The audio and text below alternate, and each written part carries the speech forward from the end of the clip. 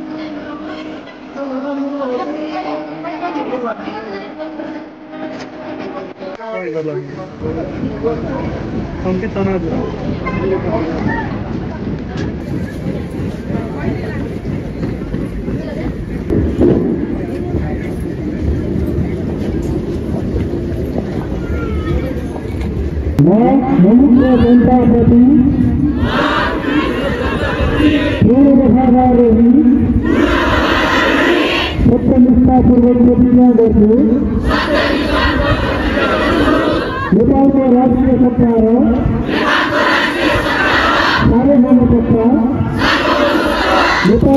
दफामा रहेको नेपालको संविधानप्रति पूर्ण दफामा रहँदै विभिन्न पदको कामकाज प्रचलित कानुनको अधीनमा रही मुलुकको जनताको सहयोगिताई कसैको डर नमानी पक्षपात नगरी पूर्व तहका खराब भावना नलिई ईमानदारीका साथ गर्नेछु। आफ्नो कर्तव्य पालनाको सिलसिलामा आफूलाई जानकारीमा आएको कुरा म पदमा बहाल रहँदा वा नरहँदा जुनसुकै अवस्थामा पनि